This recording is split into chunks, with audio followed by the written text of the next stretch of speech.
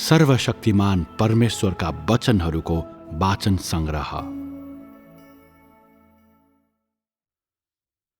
परमेश्वर स्वयं अद्वितीय एक, परमेश्वरको अख्तियार एक। मेरा विगतका धेरै संगतिहरू परमेश्वरको कार्य, परमेश्वरको स्वभाव र परमेश्वर स्वयंसँग सम्बन्धित थिए। यी संगतिहरूलाई सुनिसकेपछि के तिमीहरूले परमेश्वरको स्वभावको बुझाइ र ज्ञान प्राप्त गर्यौ भन्ने तिमीहरूलाई लाग्छ? तिमीहरूले कति मात्रामा बुझाइ र ज्ञान प्राप्त गर्यौ? के तिमीहरू यसलाई संख्यामा बताउन सक्छौ? के यी संगतिहरूले तिमीहरूलाई परमेश्वरको बारेमा गहन बुझाइ प्रदान गर्यो? के यो बुझाइलाई परमेश्वर सम्बन्धी साँचो ज्ञान हो भनेर भन्न सकिन्छ? के परमेश्वर सम्बन्धी यो ज्ञान र बुझाइलाई परमेश्वरको सम्पूर्ण सार र उहाँसँग जे छ र उहाँ जे हुनुहुन्छ त्यसको ज्ञान हो भनेर भन्न सकिन्छ? सकिँदैन, अवश्य नै सकिँदैन। किनभने यी संगतिहरूले परमेश्वरको स्वभाव र उहाँसँग जे छ र उहाँ जे हुनुहुन्छ त्यो सबैको पूर्ण बुझाइ प्रदान नगरी आंशिक बुझाइ मात्रै प्रदान गर्यो। यी संगतिहरूले तिमीहरूलाई विगतमा परमेश्वरले गर्नुभएको कामलाई आंशिक रूपमा बुझ्न सक्षम तुल्यायो। यी संगतिहरू मार्फत तिमीहरूले परमेश्वरको स्वभाव र उहाँसँग जे छ र उहाँ जे हुनुहुन्छ साथै उहाँले गर्नुभएका सबै कुरा पछाडिका शैली र विचारलाई हेर्यौ। तर यो परमेश्वरको शाब्दिक मौखिक बुझाइ मात्रै हो र यसमध्ये कति वास्तविक हुन् भन्ने कुराप्रति तिमीहरू आफ्नो हृदयमा अनिश्चित नै रहन्छौ। यस्ता कुराहरू सम्बन्धी मानिसहरूको बुझाइमा कुनै वास्तविकता छ कि छैन भन्ने कुरालाई मुख्यतया केले निर्धारित गर्छ त? तिनीहरूको वास्तविक अनुभवहरूको अवधिमा तिनीहरूले परमेश्वरको कति वचन र स्वभावलाई अनुभव गरेका छन् र यी वास्तविक अनुभवहरूको अवधिमा तिनीहरूले कति देख्न सके र जान्न सके त्यसले नै यसलाई निर्धारित गर्छ। के कसैले यस्ता शब्दहरू बोलेका छन्? विगतका धेरै संगतिहरूले हामीलाई परमेश्वरले गर्नुभएका कार्यहरू, परमेश्वरका विचारहरू अनि यति मात्र होइन, मानव जातिप्रति परमेश्वरको आचरण र उहाँका कार्यहरूको आधारका साथसाथै उहाँका कार्यहरूका सिद्धान्तहरूको बारेमा हामीलाई बुझ्ने मौका दियो। त्यसकारण के हामीले परमेश्वरको स्वभाव र परमेश्वरको सम्पूर्णतालाई जानेका छौँ? के यसो भन्नु सही छ? स्पष्टै छ, यो सही छैन। यसो भन्नु सही छैन भनेर म किन भन्दैछु? परमेश्वरको स्वभाव र परमेश्वरसँग जे छ र उहाँ जे हुनुहुन्छ त्यसलाई उहाँले गर्नुभएका कामहरूमा र उहाँले बोल्नुभएका वचनहरूमा व्यक्त गरिन्छ। परमेश्वरले गर्नुभएको कार्य र उहाँले बोल्नुभएका वचनहरू मार्फत मानिसले परमेश्वरसँग जे छ र उहाँ जे हुनुहुन्छ त्यसलाई हेर्न सक्छ। तर यसो भन्नुको अर्थ ती कार्य र वचनले मानिसलाई परमेश्वरको स्वभाव र उहाँसँग जे छ र उहाँ जे हुनुहुन्छ त्यसको आंशिक बुझाइ मात्र हासिल गर्न सक्षम गराउँछ भन्ने मात्रै हो। यदि मानिसले परमेश्वरको बारेमा अझै महान र अझै उल्लेखनीय बुझाइ प्राप्त गर्न चाहन्छ भने मानिसले परमेश्वरको अझै बढी वचन र कार्यलाई अनुभव गर्नुपर्छ। परमेश्वरका वचनहरूलाई वा कार्यको केही भागलाई अनुभव गर्ने क्रममा मानिसले परमेश्वरको आंशिक बुझाइ मात्रै प्राप्त गर्ने भए पनि के यो आंशिक बुझाइले परमेश्वरको साँचो स्वभावलाई प्रतिनिधित्व गर्छ त?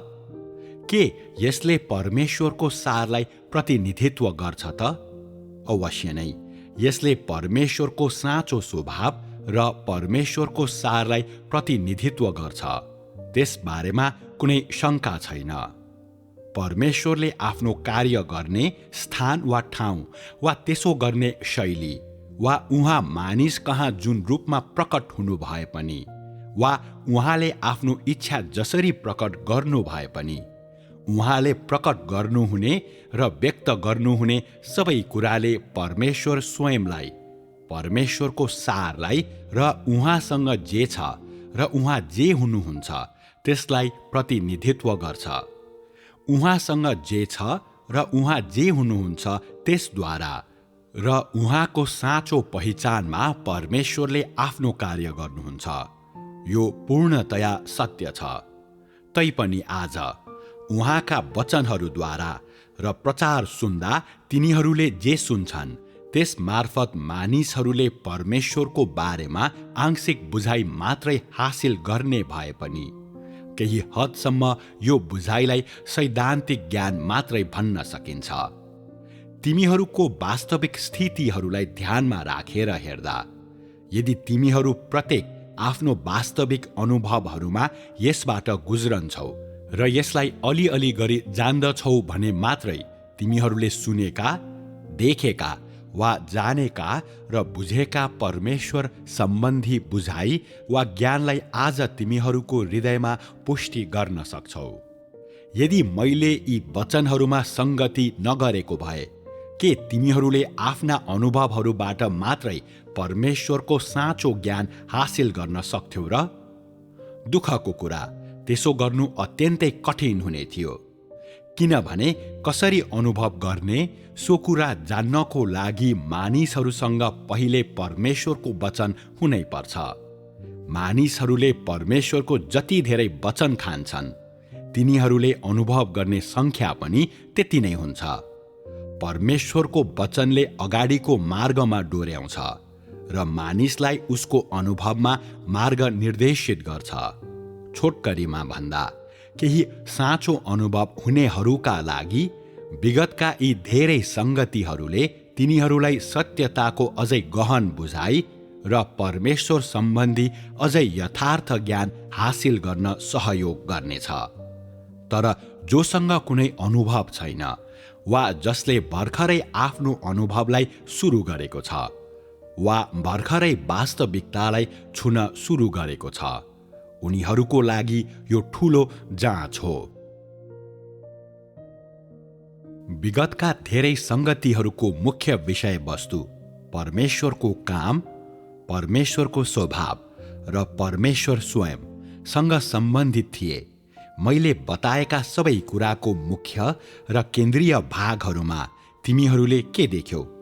जसले काम गर्नुभयो, जसले यी स्वभावहरू प्रकट गर्नुभयो, उहाँ अद्वितीय परमेश्वर स्वयं हुनुहुन्छ, जसको यावत थोकमाथि सार्वभौमिकता छ भन्ने कुरालाई के तिमीहरू यी संगतिहरूबाट पहिचान गर्न सक्छौ? यदि तिमीहरूको उत्तर सक्छौ भन्ने हो भने केले तिमीहरूलाई यस्तो निष्कर्षमा पुर्याउँछ? यो निष्कर्ष निकाल्ने क्रममा तिमीहरूले कतिवटा पक्षहरूलाई ध्यान दियौ? के कसैले मलाई बताउन सक्छ? विगतका केही संगतिहरूले तिमीहरूलाई गहन रूपमा प्रभाव पारे र परमेश्वर सम्बन्धी तिमीहरूको ज्ञानको लागि तिमीहरूको हृदयमा नयाँ सुरुवात प्रदान गरे भन्ने मलाई थाहा छ, जुन एकदम राम्रो कुरा हो।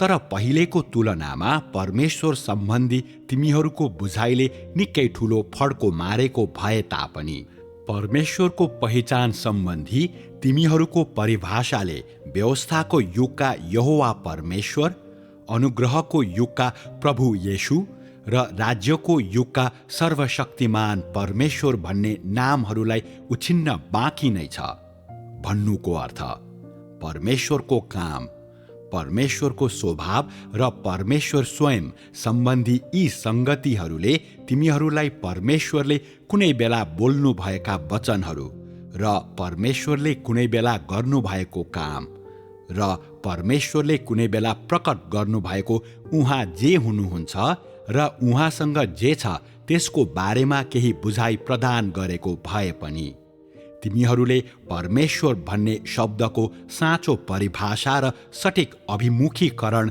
प्रदान गर्न सक्दैनौ। न त तिमीहरूसँग परमेश्वर स्वयंको हैसियत र पहिचानको अर्थात् यावत थोकको बीचमा र सम्पूर्ण ब्रह्माण्डभरिमा परमेश्वरको हैसियतको साँचो र सठिक अभिमुखीकरण नै छ। किनभने परमेश्वर स्वयं र परमेश्वरको स्वभाव सम्बन्धी अघिल्लो सङ्गतिमा सबै विषयवस्तु बाइबलमा समावेश गरिएका परमेश्वरका अघिल्ला अभिव्यक्ति र प्रकाशहरूमा आधारित थियो। तैपनि मानव जातिलाई उहाँले गर्नुभएको व्यवस्थापन र मुक्तिको अवधिमा वा त्यसभन्दा बाहिर परमेश्वरले प्रकट र व्यक्त गर्नुभएका उहाँ जे हुनुहुन्छ र उहाँसँग जे छ त्यस कुरालाई पत्ता लगाउनु मानिसको लागि कठिन छ।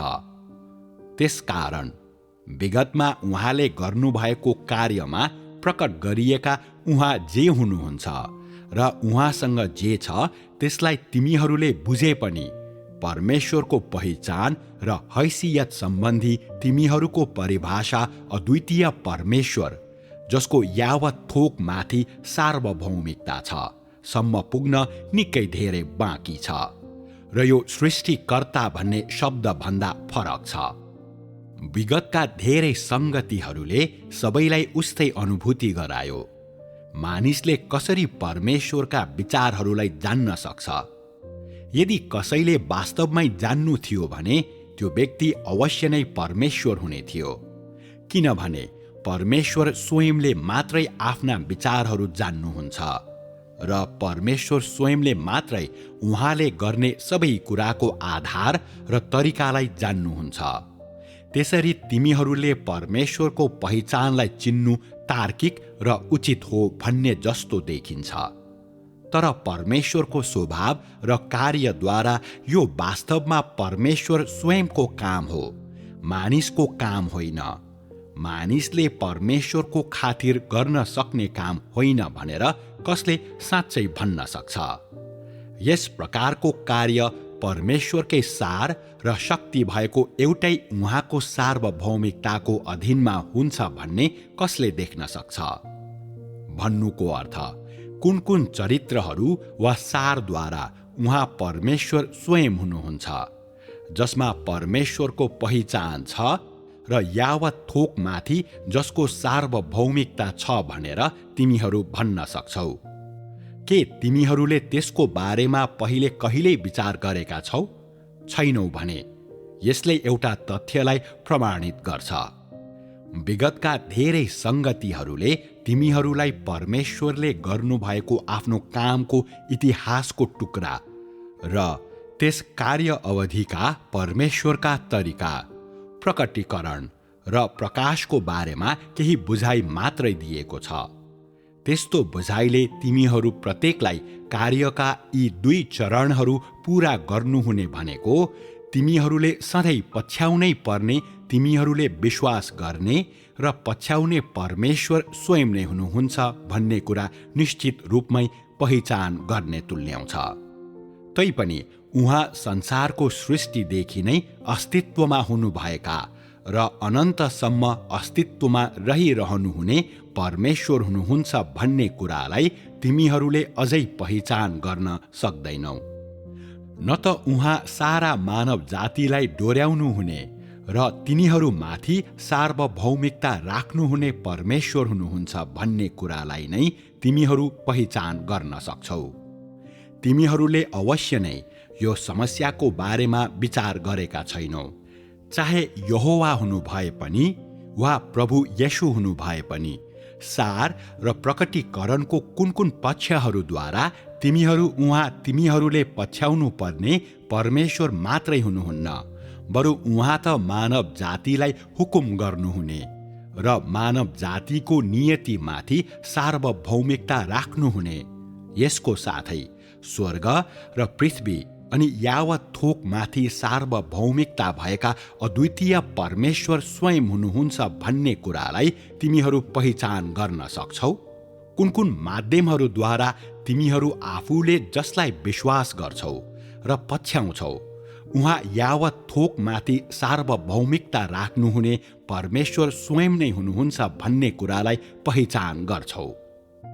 कुन कुन माध्यमहरूद्वारा तिमीहरू आफूले विश्वास गर्ने परमेश्वरलाई मानव जातिको नियतिमाथि सार्वभौमिकता राख्नुहुने परमेश्वरसँग जोड्छौ? के कुराले तिमीहरू जुन परमेश्वरलाई विश्वास गर्छौ उहाँ अद्वितीय परमेश्वर हुनुहुन्छ, जो स्वर्गमा र पृथ्वीमा अनि यावत थोक माझ हुनुहुन्छ भनेर पहिचान गर्ने तुल्याउँछ? यो त्यो समस्या हो जसलाई म अर्को खण्डमा समाधान गर्नेछु। तिमीहरूले कहिल्यै नउठाएका वा सोच्नै नसक्ने समस्याहरू नै तिमीहरूले परमेश्वरलाई चिन्नको लागि सबैभन्दा महत्त्वपूर्ण हुन सक्छन् र तिनमा मानिसले बुझ्न नसक्ने सत्यताहरू खोज्न सकिन्छ। जब यी समस्याहरू तिमीहरूमा आइपर्छन् र तिमीहरूले तिनलाई सामना गर्न र तिनको बारेमा निर्णय गर्नुपर्ने हुन्छ, यदि तिमीहरूको मूर्खता र अज्ञानताको कारण वा तिमीहरूका अनुभवहरू अत्यन्तै सतही भएको कारण अनि तिमीहरूमा परमेश्वर सम्बन्धी साँचो ज्ञानको कमी भएको कारण तिमीहरूले तिनलाई पूर्ण रूपमा निराकरण गर्न सक्दैनौ भने परमेश्वर माथिको तिमीहरूको विश्वासको मार्गमा ती सबैभन्दा ठूलो बाधा र सबैभन्दा ठूलो अवरोध बन्नेछन्। त्यसकारण यो विषयमा तिमीहरूसँग संगति गर्नु अत्यन्तै आवश्यक छ भन्ने मलाई लाग्छ। तिमीहरूको अहिलेको समस्या के हो? के त्यो तिमीहरूलाई थाहा छ? के मैले बताएका समस्याहरूका बारेमा तिमीहरू स्पष्ट छौ? के यी तिमीहरूले सामना गर्ने समस्याहरू हुन्? के यी तिमीहरूले नबुझ्ने समस्याहरू हुन्? के यी तिमीहरूमा कहिल्यै नआएका समस्याहरू हुन्? के यी समस्याहरू तिमीहरूका लागि महत्त्वपूर्ण छन्? के यी वास्तवमा नै समस्याहरू हुन्? यो विषय तिमीहरूको लागि अन्योलताको निकै ठूलो स्रोत हो, जसले तिमीहरू जुन परमेश्वरमा विश्वास गर्छौ उहाँको बारेमा तिमीहरूमा साँचो बुझाइ छैन र तिमीहरूले उहाँलाई गम्भीर रूपमा लिँदैनौ भन्ने देखाउँछ। कतिपय मानिसहरूले यसो भन्छन्, उहाँ परमेश्वर हुनुहुन्छ भन्ने मलाई थाहा छ, त्यसकारण म उहाँलाई पछ्याउँछु, किनभने उहाँका वचनहरू परमेश्वरको अभिव्यक्ति हो। त्यही नै पर्याप्त छ। थप कुन प्रमाणको आवश्यकता छ र? अवश्य नै हामीले परमेश्वरको बारेमा शङ्काहरू गर्नु पर्दैन। अवश्य नै हामीले परमेश्वरको जाँच गर्नु हुँदैन। अवश्य नै हामीले परमेश्वरको सार र परमेश्वर स्वयंको पहिचान बारेमा प्रश्न उठाउनु पर्दैन। तिमीहरूले यस्तो विचार गरे पनि नगरे पनि तिमीहरूलाई परमेश्वरको बारेमा अन्योल तुल्याउन वा तिमीहरूलाई उहाँको जाँच गर्ने तुल्याउन म त्यस्ता प्रश्नहरू अघि सार्दिन। परमेश्वरको पहिचान र सारको बारेमा तिमीहरूलाई शङ्का दिलाउने कुरा त परै जाओस्, बरु परमेश्वरको सारको बारेमा अझै ठूलो बुझाइ र परमेश्वरको हैसियतको बारेमा अझै ठूलो निश्चयता र विश्वासको लागि तिमीहरूलाई प्रोत्साहन गर्न मैले त्यसो गर्दैछु, ताकि परमेश्वरलाई पछ्याउने तिमीहरू सबैको हृदयमा परमेश्वर मात्रै रहनु भएको होस्, ताकि सृष्टिकर्ता यावत थोकका शासक अद्वितीय परमेश्वर स्वयंको रूपमा परमेश्वरको मौलिक प्रतिष्ठालाई हरेक प्राणीको हृदयमा पुनर्स्थापित गर्न सकियोस्। मैले संगति गर्न लागेको विषय पनि यही नै हो। अब बाइबलको निम्न खण्डबाट पढेर हामी सुरु गरौँ। 1. परमेश्वरले यावत थोक सृष्टि गर्न वचनहरू प्रयोग गर्नुहुन्छ। उत्पत्ति 1 अध्यायको 3 पददेखि 5 पदसम्म। अनि परमेश्वरले भन्नुभयो, उज्यालो होस्, अनि उज्यालो भयो। अनि परमेश्वरले त्यो असल छ भन्ने देख्नुभयो। अनि परमेश्वरले उज्यालोलाई अन्धकारबाट अलग गर्नुभयो। अनि परमेश्वरले उज्यालोलाई दिन र अन्धकारलाई रात भन्नुभयो। अनि साँझ र बिहान पहिलो दिन थियो। उत्पत्ति 1 अध्यायको 6 पददेखि 7 पदसम्म। अनि परमेश्वरले भन्नुभयो, पानीहरूको बीचमा वायुमण्डल होस् र त्यसले पानीहरूलाई पानीहरूबाट अलग गरोस्। अनि परमेश्वरले वायुमण्डल बनाउनुभयो र पानीलाई वायुमण्डल मुनि र वायुमण्डलमाथि विभाजन गर्नुभयो। अनि त्यस्तै भयो। उत्पत्ति 1 अध्यायको 9 पददेखि 11 पदसम्म। अनि परमेश्वरले भन्नुभयो, वायुमण्डल मुनिको पानी एक ठाउँमा जम्मा होस् र सुक्खा भूमि देखा परोस्। अनि त्यस्तै भयो। अनि परमेश्वरले सुक्खा भूमिलाई पृथ्वी र एक ठाउँमा जम्मा भएको पानीलाई समुद्रहरू भन्नुभयो। अनि परमेश्वरले त्यो असल छ भन्ने देख्नुभयो। अनि परमेश्वरले भन्नुभयो, भूमिले घाँस उमारोस्, बिउ फलाउने बोट बिरुवाहरू र आफ्नै प्रजातिका फल फलाउने बिउ भएका फलका रुखहरू पृथ्वीमा उमारोस्। अनि त्यस्तै भयो। उत्पत्ति 1 अध्यायको 14 पददेखि 15 पदसम्म। अनि परमेश्वरले भन्नुभयो, अन्तरिक्षमा दिनलाई रातबाट छुट्याउने ज्योतिहरू होउन् र तिनीहरू ऋतु, दिन र वर्षहरू छुट्याउने चिन्ह होउन् र पृथ्वीमा ज्योति दिनलाई आकाशको अन्तरिक्षमा ती ज्योतिहरू होउन्। अनि त्यस्तै भयो। उत्पत्ति 1 अध्यायको 20 पददेखि 21 पदसम्म। अनि परमेश्वरले भन्नुभयो, पानीहरूले जीवन भएका प्रशस्त चल्ने प्राणीहरू र पृथ्वीमाथि खुला आकाशमा उड्ने पक्षीहरू उत्पन्न गरोस्। अनि परमेश्वरले ठूला व्हेल माछाहरू, जसलाई पानीहरूले तिनीहरूका प्रजाति अनुसार प्रशस्त मात्रामा उत्पन्न गरे, र चल्ने हरेक जीवित प्राणीहरू र हरेक प्रजातिका पखेटा भएका पक्षीहरू बनाउनुभयो। अनि त्यो असल छ भन्ने परमेश्वरले देख्नुभयो। उत्पत्ति 1 अध्यायको 24 पददेखि 25 पदसम्म। अनि परमेश्वरले भन्नुभयो, पृथ्वीले तिनीहरूका प्रजाति अनुसारका जीवित प्राणीहरू, चौपायाहरू र घस्रने जन्तुहरू र प्रजाति अनुसारका जनावरहरू उत्पन्न गरोस्। अनि त्यस्तै भयो। अनि परमेश्वरले प्रजाति अनुसार पृथ्वीको जन्तु, तिनीहरूका प्रजाति अनुसारका चौपायाहरू बनाउनुभयो र पृथ्वीमा घस्रने हरेक जन्तुहरूलाई तिनीहरूकै प्रजाति अनुसार बनाउनुभयो। अनि त्यो असल छ भन्ने परमेश्वरले देख्नुभयो। पहिलो दिन। परमेश्वरको अख्तियारले गर्दा मानव जातिको दिन र रात पैदा र खडा हुन्छन्। हामी पहिलो परिच्छेदलाई हेरौँ।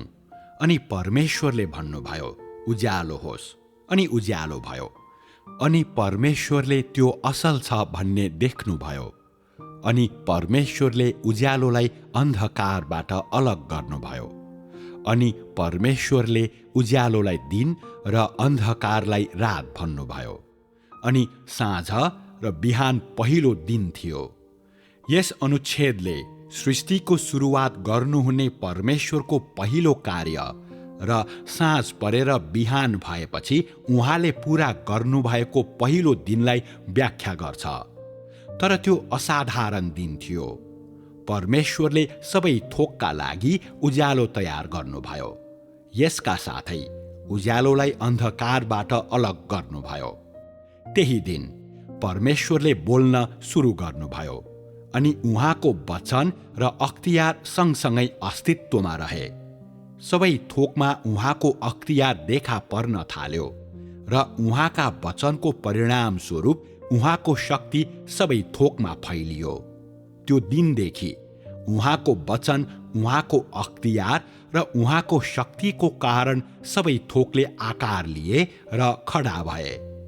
अनि परमेश्वरको वचन, उहाँको अख्तियार र उहाँकै शक्तिको कारण ती सुचारू हुन थाले। जब परमेश्वरले उज्यालो होस् भन्नुभयो तब उज्यालो भयो। परमेश्वरले कार्यहरूको कुनै सिलसिला सुरुवात गर्नु भएन। उहाँका वचनको परिणाम स्वरूप ज्योति देखा पर्यो। त्यो परमेश्वरले दिन भन्नुभएको ज्योति थियो र मानिस आज पनि आफ्नो अस्तित्वको लागि यसैमा भर पर्छ। परमेश्वरको आज्ञाद्वारा यसको सार र मूल्य कहिल्यै परिवर्तन भएका छैनन् र यी कहिल्यै पनि हराएका छैनन्। यसको अस्तित्वले परमेश्वरको अख्तियार र शक्तिलाई प्रदर्शन गर्छ र सृष्टिकर्ताको अस्तित्वलाई घोषणा गर्छ। यसले बारम्बार सृष्टिकर्ताको पहिचान र हैसियतलाई पुष्टि गर्छ। यो अस्पृश्य वा भ्रामक कुरा होइन, तर मानिसले देख्न सक्ने यथार्थ ज्योति हो। त्यस समयपछि यो रित्तो संसार, जसमा पृथ्वी आकार बिनाको र शून्य थियो र गहिराई माथि अन्धकार थियो, पहिलो भौतिक कुरा पैदा गरियो।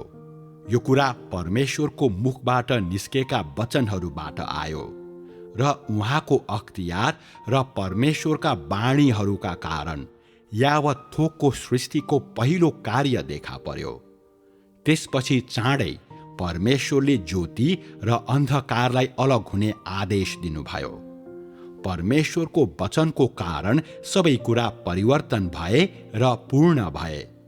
परमेश्वरले यो ज्योतिलाई दिन भन्नुभयो र अन्धकारलाई रात भन्नुभयो। त्यो बेला परमेश्वरले सृष्टि गर्न चाहनु भएको संसारमा पहिलो साँझ र पहिलो बिहान उत्पन्न गरियो र त्यो पहिलो दिन हो भनेर परमेश्वरले भन्नुभयो। त्यो दिन सृष्टिकर्ताले गर्नुभएको यावत थोकको सृष्टिको पहिलो दिन थियो र यावत थोकको सृष्टिको प्रारम्भ थियो।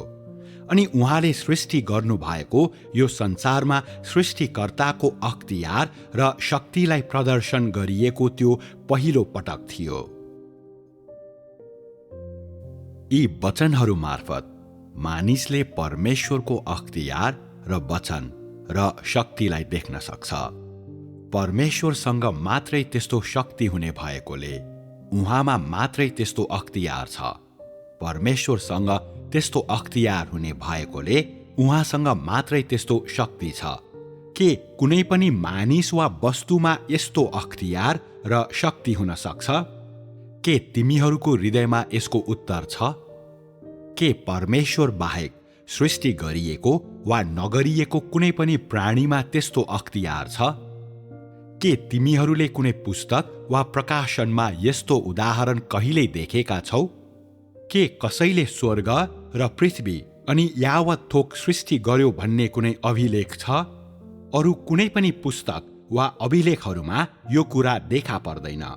अवश्य नै परमेश्वरले शानदार संसार सृष्टि गर्नुभएको कुरासित सम्बन्धित आधिकारिक र शक्तिशाली वचनहरू यिनै हुन्, जसलाई बाइबलमा समावेश गरिएका छन्। यी वचनले परमेश्वरको अद्वितीय अख्तियार र पहिचानलाई उल्लेख गर्छन्। के त्यस्तो अख्तियार र शक्तिलाई परमेश्वरको अद्वितीय पहिचानका प्रतीक हुन् भनी भन्न सकिन्छ? के ती परमेश्वरमा, केवल परमेश्वरमा मात्रै छन् भनेर भन्न सकिन्छ? परमेश्वरसँग मात्रै त्यस्तो अख्तियार र शक्ति छ भन्ने कुरामा कुनै शङ्का छैन। कुनै पनि सृष्टि गरिएको वा नगरिएको प्राणीमा यो अख्तियार र शक्ति हुन सक्दैन वा त्यसलाई तिनले प्रतिस्थापन गर्न सक्दैनन्। के यो अद्वितीय परमेश्वर स्वयंको एउटा चरित्र हो? के तिमीहरूले यसलाई देखेका छौ? यी वचनले परमेश्वरमा अद्वितीय अख्तियार र अद्वितीय शक्ति छ, उहाँको पहिचान र हैसियत सर्वोच्च छ भन्ने तथ्यलाई तुरुन्तै र स्पष्ट रूपमा बुझ्न मानिसहरूलाई सक्षम तुल्याउँछन्। माथिको संगतिबाट तिमीहरूले जुन परमेश्वरलाई विश्वास गर्छौ, उहाँ अद्वितीय हुनुहुन्छ भनेर के तिमीहरू भन्न सक्छौ? दोस्रो दिन परमेश्वरको अख्तियारले पानीलाई व्यवस्थित पार्छ र वायुमण्डल बनाउँछ र मानव अस्तित्वको लागि सबैभन्दा आधारभूत ठाउँ देखा पर्छ। हामी बाइबलको दोस्रो परिच्छेदलाई पढौं अनि परमेश्वरले भन्नुभयो, पानीहरूको बीचमा वायुमण्डल होस् र त्यसले पानीहरूलाई पानीहरूबाट अलग गरोस्। अनि परमेश्वरले वायुमण्डल बनाउनुभयो र पानीलाई वायुमण्डल मुनि र वायुमण्डल माथि विभाजन गर्नुभयो अनि त्यस्तै भयो। परमेश्वरले पानीहरूको बीचमा वायुमण्डल होस् र त्यसले पानीहरूलाई पानीहरूबाट अलग गरोस् भनी भन्नु भएपछि के कस्ता परिवर्तनहरू आए। पवित्र शास्त्रमा यसो भनिएको छ, अनि परमेश्वरले वायुमण्डल बनाउनुभयो र पानीलाई वायुमण्डल मुनि र वायुमण्डल माथि विभाजन गर्नुभयो।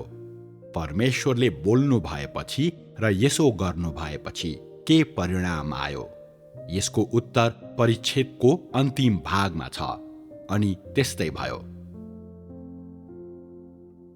यी दुई छोटा वाक्यले शानदार घटनाको विवरण दिन्छन् र अचम्मको दृश्यलाई व्याख्या गर्छन्। अद्भुत कार्य जसमा परमेश्वरले पानीलाई व्यवस्थित गर्नुभयो र मानिस अस्तित्वमा रहन सक्ने ठाउँ सृष्टि गर्नुभयो।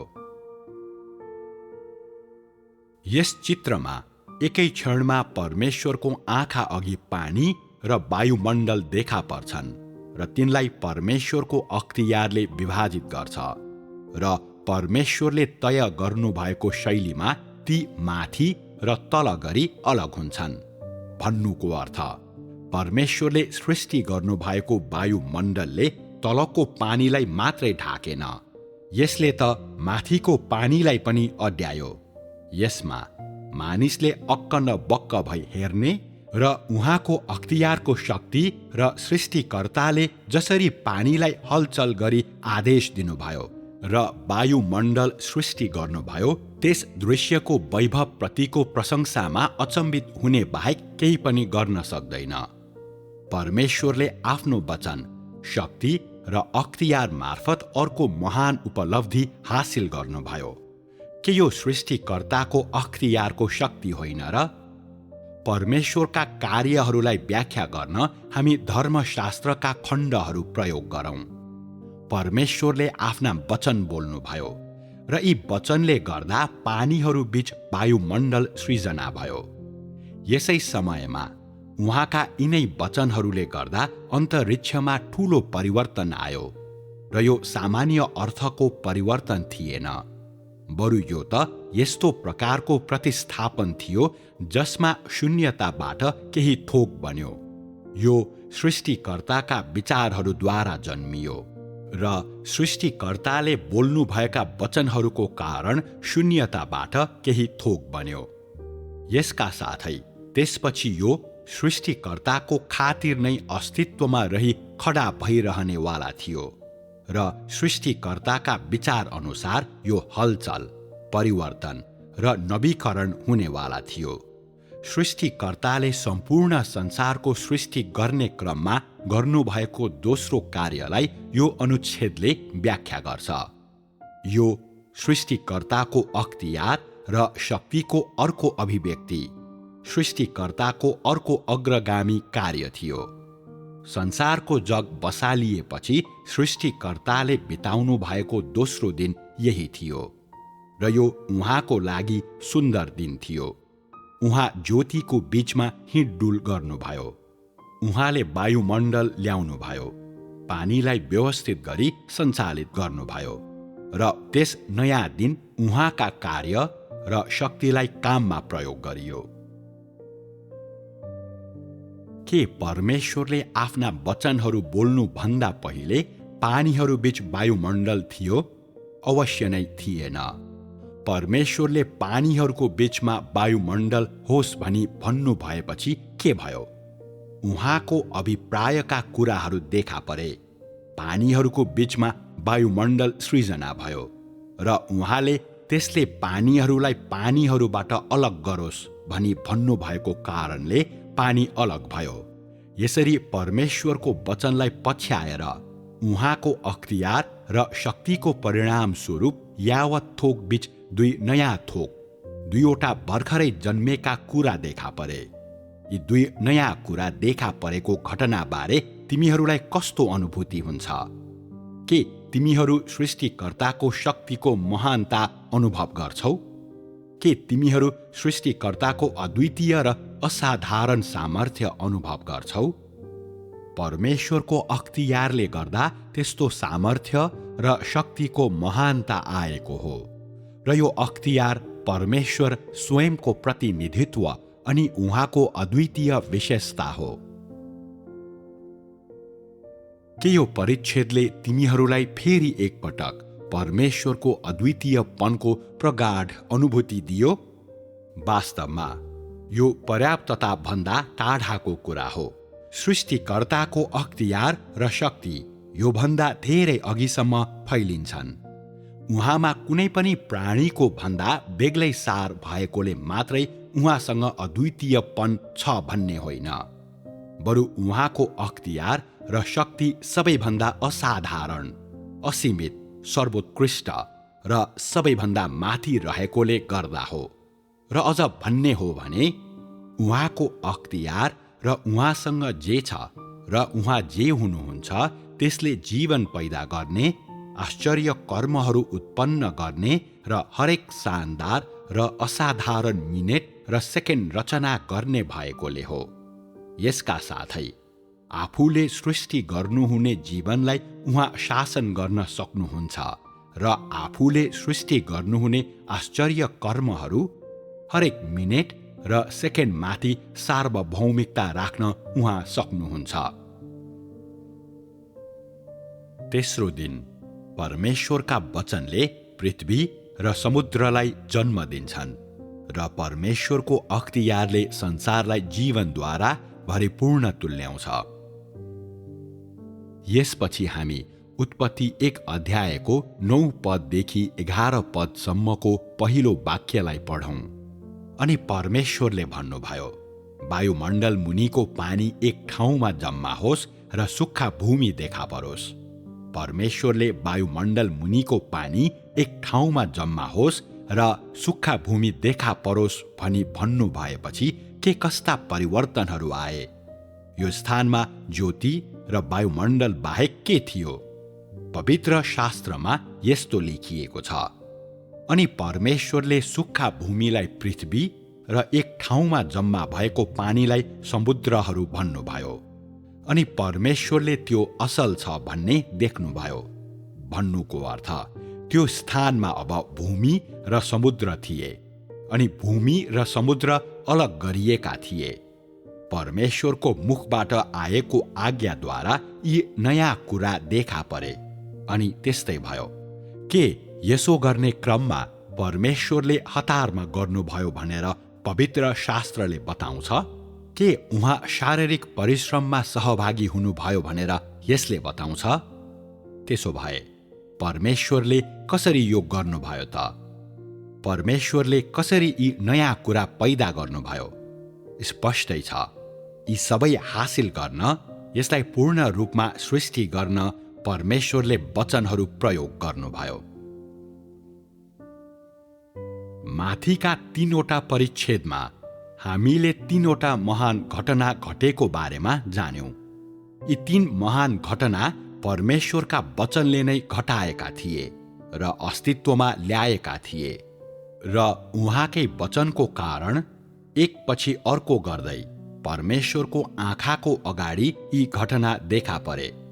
त्यसकारण परमेश्वर बोल्नुहुन्छ र यो पूरा हुनेछ। उहाँले आज्ञा गर्नुहुन्छ र यो दृढ रूपमा खडा हुनेछ भन्ने यी वचनहरू खोक्रा होइनन् भनेर बुझ्न सकिन्छ। परमेश्वरका विचारहरू पैदा हुने बित्तिकै उहाँको सार पुष्टि हुन्छ, र जब उहाँले बोल्नलाई आफ्नो मुख खोल्नुहुन्छ, उहाँको सार पूर्ण रूपमा प्रतिबिम्बित हुन्छ।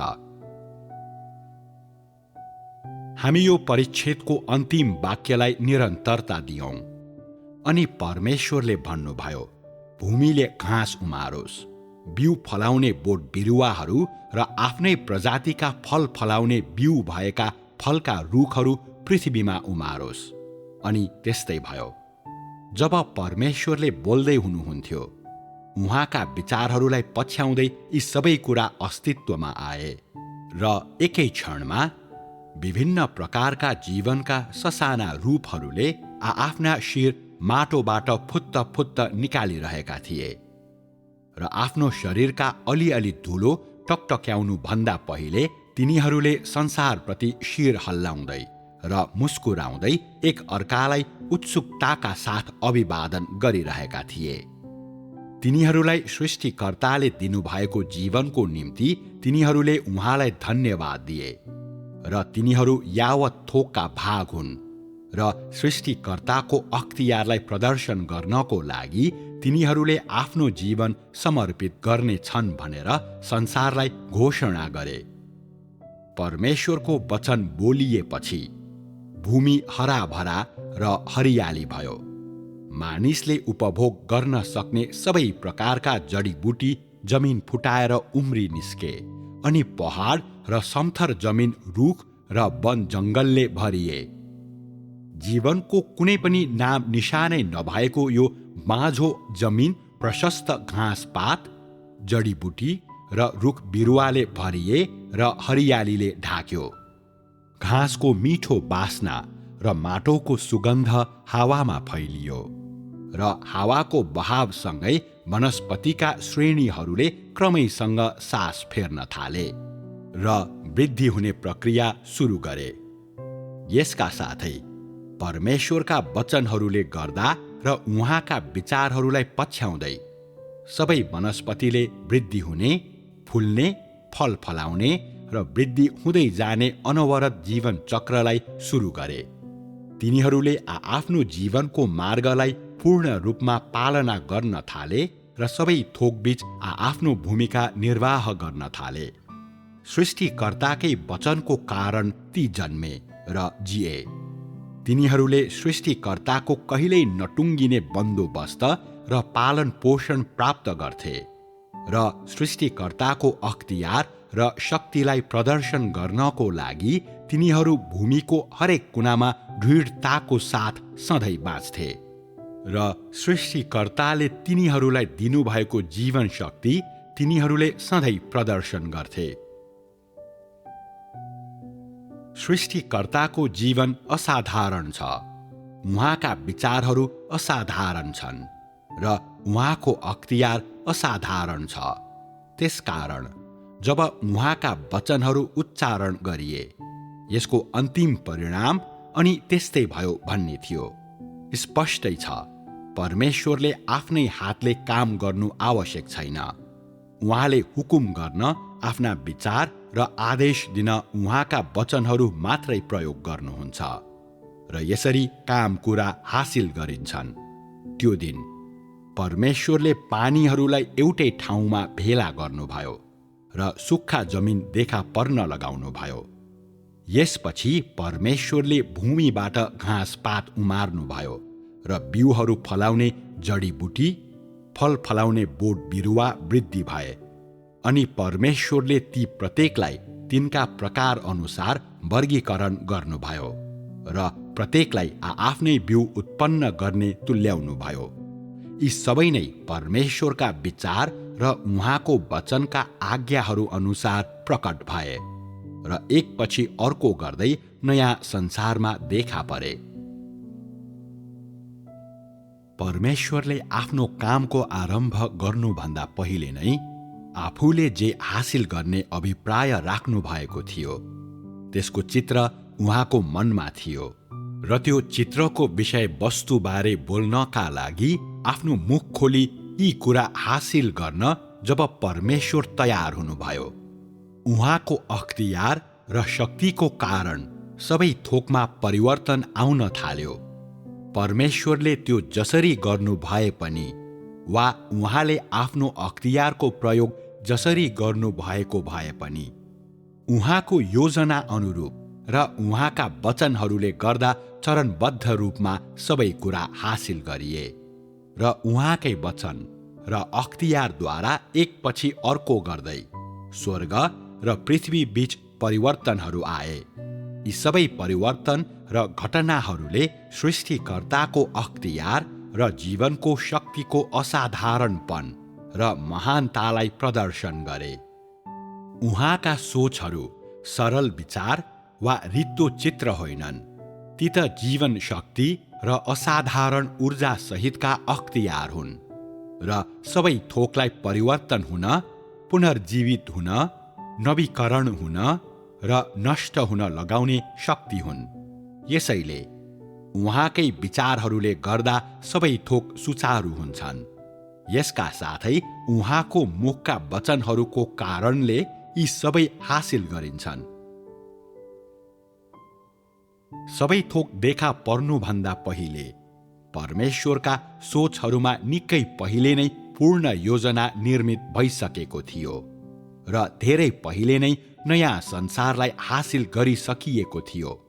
तेस्रो दिन भूमिमा अनेक किसिमका वनस्पति देखा परेका भए तापनि यो संसारको सृष्टि गर्ने आफ्नो कार्यका चरणहरूलाई रोक्ने कुनै कारण परमेश्वरसँग थिएन। उहाँको अभिप्राय आफ्ना वचनहरू निरन्तर रूपमा बोल्ने, हरेक नयाँ कुराको सृष्टि हासिल गरिराख्ने थियो। उहाँ बोल्नुहुन्थ्यो, उहाँले आफ्ना आज्ञाहरू जारी गर्नुहुन्थ्यो र आफ्नो अख्तियार प्रयोग गर्नुहुन्थ्यो र आफ्नो शक्ति देखाउनुहुन्थ्यो र उहाँले सृष्टि गर्ने अभिप्राय राख्नुभएका सबै थोक र मानव जातिको लागि तयारी गर्न उहाँले योजना बनाउनु भएको सबै कुरा तयारी गर्नुभयो। चौथो दिन परमेश्वरले फेरि आफ्नो अख्तियार प्रयोग गर्नुहुँदा मानव जातिका ऋतु, दिन र वर्षहरू अस्तित्वमा आउँछन्।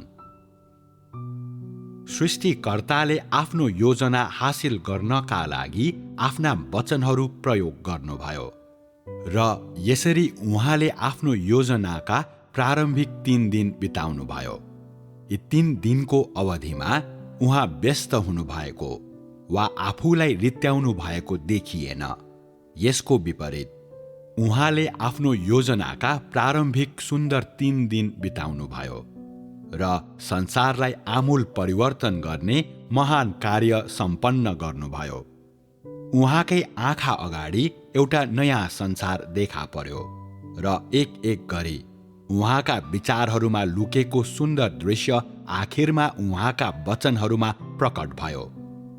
हरेक नयाँ कुरा देखा परेको घटना नयाँ बालकको जन्म जस्तै थियो र कुनै बेला आफ्ना विचारहरूमा रहेको तर अहिले जीवन्त बनाइएको चित्रप्रति सृष्टिकर्ता प्रसन्न हुनुभयो। त्यसबेला उहाँको हृदयले भरपूर सन्तुष्टि हासिल गर्यो, तर उहाँको योजनाको सुरुवात मात्रै भएको थियो।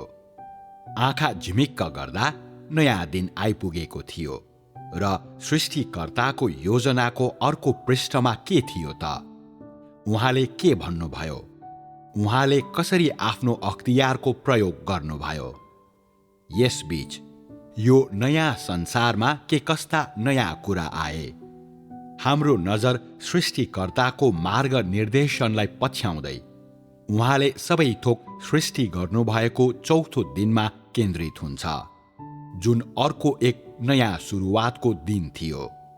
सृष्टिकर्ताको लागि अवश्य नै त्यो अर्को सुन्दर दिन थियो भन्नेमा कुनै शङ्का छैन र त्यो दिन आजको मानव जातिको लागि निकै महत्त्वपूर्ण दिन थियो।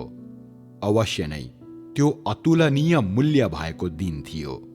कसरी त्यो सुन्दर थियो, कसरी त्यो त्यति महत्त्वपूर्ण थियो र त्यो कसरी अतुलनीय मूल्यको थियो? हामी सुरुमा सृष्टिकर्ताले बोल्नुभएका वचनहरूलाई सुनौं। अनि परमेश्वरले भन्नुभयो, अन्तरिक्षमा दिनलाई रातबाट छुट्याउने ज्योतिहरू होउन् र तिनीहरू ऋतु, दिन र वर्षहरू छुट्याउने चिन्ह होउन् र पृथ्वीमा ज्योति दिनलाई आकाशको अन्तरिक्षमा ती ज्योतिहरू होउन्। सुक्खा जमिन र यसमा भएका वनस्पतिलाई सृष्टि गरिसकेपछि सृष्टिका थोकहरूले प्रकट गरेको परमेश्वरको अख्तियारको यो अर्को प्रयोग थियो। परमेश्वरको लागि यस्तो कार्य उहाँले पहिले नै गर्नुभएको जत्तिकै सहज थियो, किनभने उहाँमा त्यस्तो शक्ति छ। उहाँ आफ्ना वचन जस्तै असल हुनुहुन्छ र उहाँको वचन पूरा हुनेछ। परमेश्वरले आकाशमा ज्योतिहरू देखा पर्ने आदेश दिनुभयो अनि ती ज्योतिहरू आकाश र पृथ्वीमा मात्रै चम्किएनन्, तर तिनले दिन र रात, ऋतु, दिन र वर्षहरूको चिन्हका रूपमा पनि काम गरे। यसरी परमेश्वरले आफ्ना वचनहरू बोल्नु भएपछि आफूले हासिल गर्न चाहनु भएको हरेक कार्य उहाँको इच्छा अनुसार र उहाँले तोक्नु भएको तरिकामा नै पूरा भए।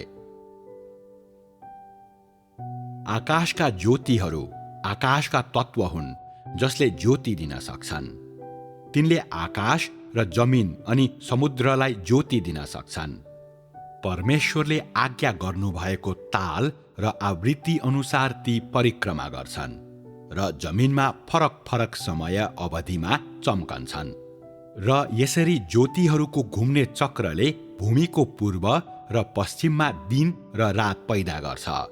र ती दिन र रातका चिन्हहरू मात्रै होइनन्, तर यी फरक फरक चक्रहरू मार्फत तिनीहरूले मानव जातिका चाड पर्व र विभिन्न प्रकारका विशेष दिनहरूलाई पनि सङ्केत गर्छन्। परमेश्वरले जारी गर्नुभएका ती 4 ऋतु अर्थात् वसन्त, ग्रीष्म, शरद र शिशिर ऋतुका सर्वोत्तम पूरक र सहयोगी हुन्, जसका साथमा ज्योतिहरूले मानव जातिका औँसी पूर्णे दिनहरू र वर्षहरूको नियमित र सटिक चिन्हहरूका रूपमा मैत्रीपूर्ण रूपमा काम गर्छन्। खेतीपातीको उदयपछि मात्रै परमेश्वरले सृष्टि गर्नुभएका ज्योतिहरूले पैदा गर्ने औँसी पूर्णे दिन र वर्षको विभाजनलाई मानव जातिले बुझ्न र थाहा पाउन थालेको भए तापनि वास्तवमा आज मानिसले बुझ्ने औँसी पूर्णे दिन र वर्ष धेरै पहिले सबै थोकलाई परमेश्वरले सृष्टि गर्नुभएको चौथो दिनमा नै पैदा हुन थालेका थिए।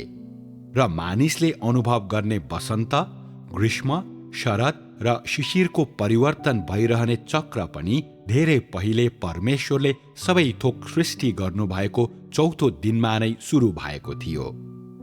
परमेश्वरले सृष्टि गर्नुभएका ज्योतिहरूले मानिसलाई रात र दिनको बीचमा नियमित रूपमा सटिक र स्पष्ट तरिकामा भिन्नता छुट्याउन र दिनहरूको गन्ती गर्न र औँसी पूर्णे र वर्षको हिसाब लगाउन सक्षम तुल्यायो। त्यसकारण ज्योतिहरूको चक्रले सङ्केत गर्ने औँसी पूर्णे दिन र वर्षहरूको हिसाब मानिसले सहजै गर्न सक्थ्यो। यस बिन्दु यता मानव जाति र सबै थोक अचेतन रूपमै रात र दिनको सुव्यवस्थित परिवर्तन अनि ज्योतिको चक्रले पैदा गर्ने ऋतुहरूको फेरबदल बीच जिए। चौथो दिन सृष्टिकर्ताले ज्योतिहरू सृष्टि गर्नुको महत्त्व यही नै थियो। यसरी नै सृष्टिकर्ताको यो कार्यको उद्देश्य र महत्त्वलाई अझै पनि उहाँको अख्तियार र शक्तिबाट अलग गर्न सकिँदैन थियो। त्यसकारण परमेश्वरले बनाउनु भएका ज्योति र तिनीहरूले मानिसमा चाँडै ल्याउने महत्त्व नै सृष्टिकर्ताको अख्तियारको प्रयोगको अर्को उल्लेखनीय उपलब्धि थियो। मानव जाति अहिलेसम्म देखा नपरेको यो नयाँ संसारमा सृष्टिकर्ताले चाँडै नै सृष्टि गर्न लाग्नु भएको जीवनको लागि साँझ र बिहान, वायुमण्डल, भूमि र समुद्र, घाँसपात, जडीबुटी र विभिन्न प्रकारका रुख र ज्योति, ऋतु, दिन र वर्षहरू तयार गर्नुभएको थियो।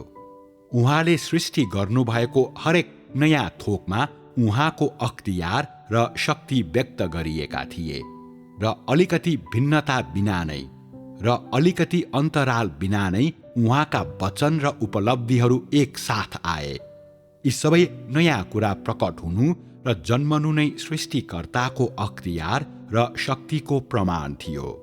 उहाँ आफ्नो वचन जति नै असल हुनुहुन्छ अनि उहाँको वचन पूरा हुनेछ र उहाँले जे हासिल गर्नुहुन्छ ती सदा सर्वदा रहिरहन्छन्। यो तथ्य कहिल्यै परिवर्तन भएको छैन।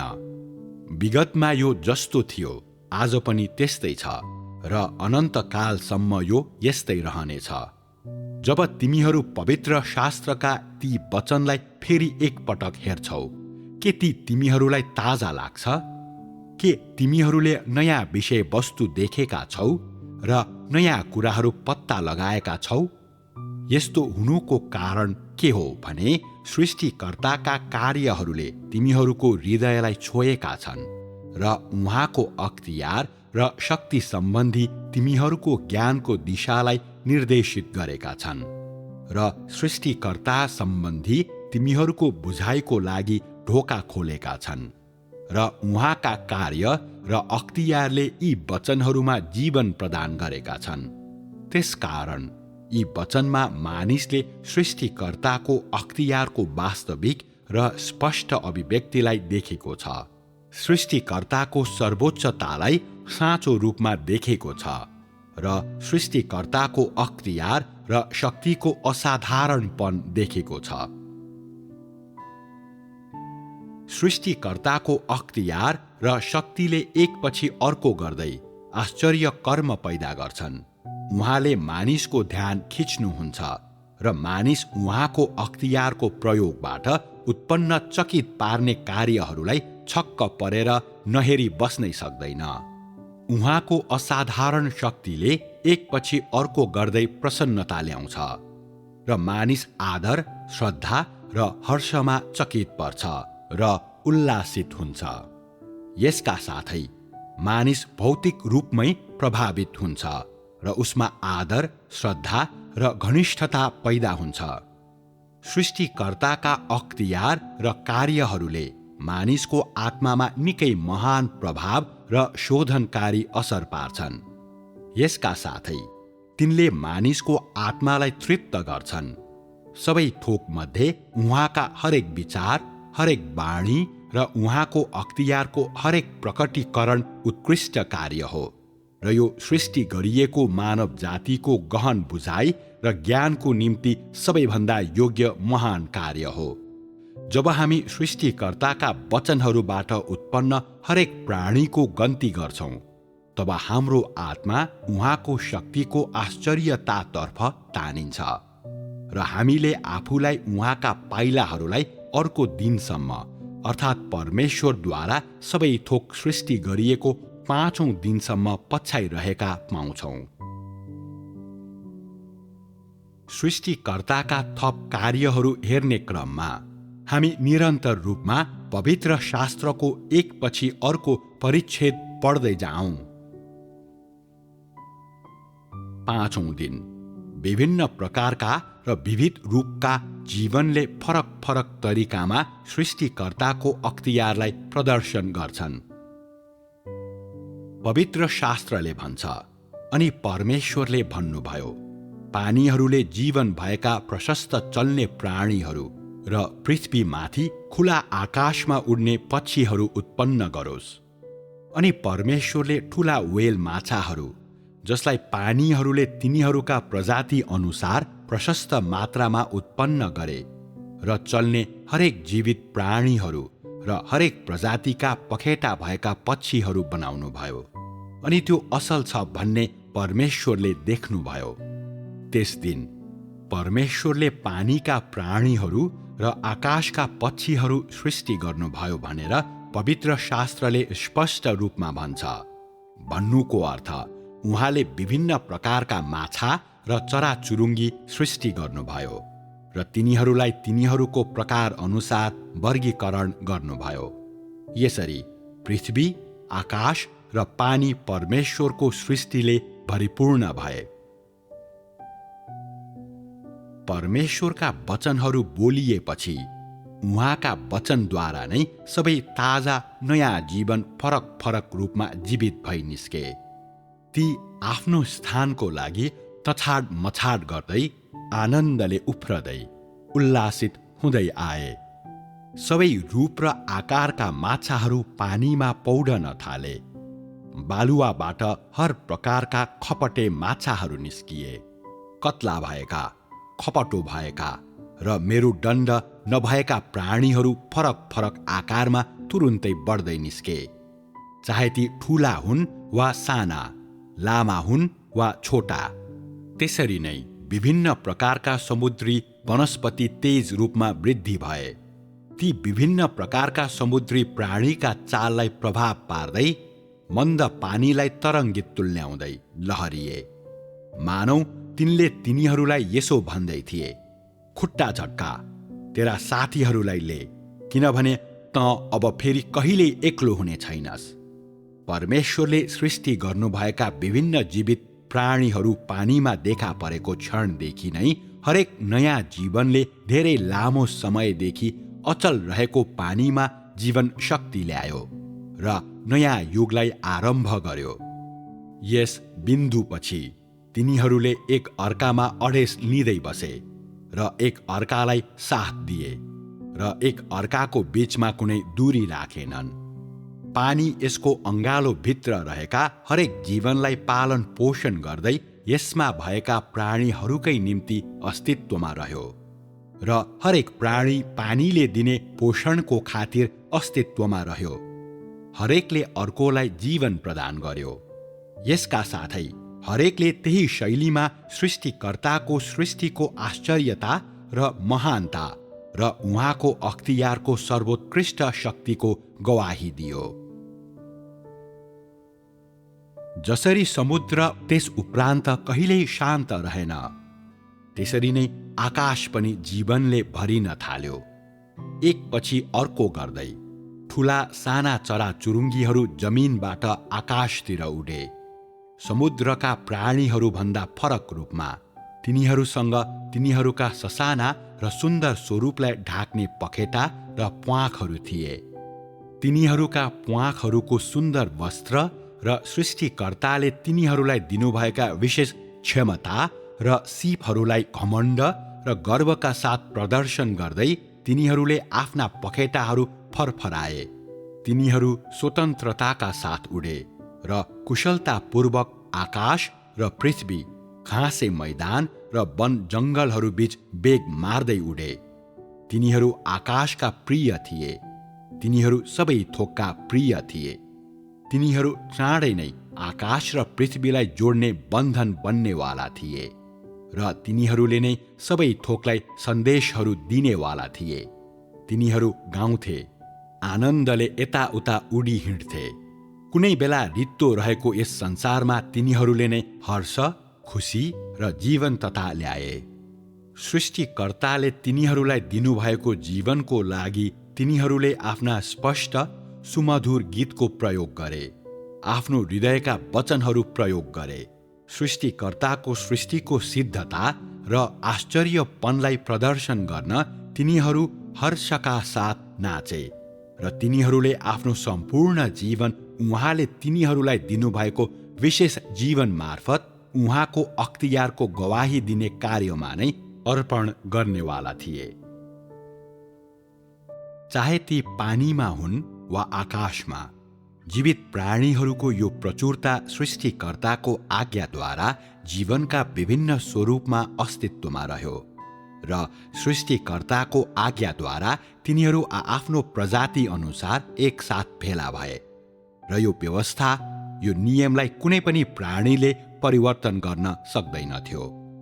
न त सृष्टिकर्ताले तिनीहरूको लागि तय गर्नुभएका सीमाहरूभन्दा बाहिर जाने आँट तिनीहरूले कहिल्यै गरे, न त त्यसो गर्न नै सके।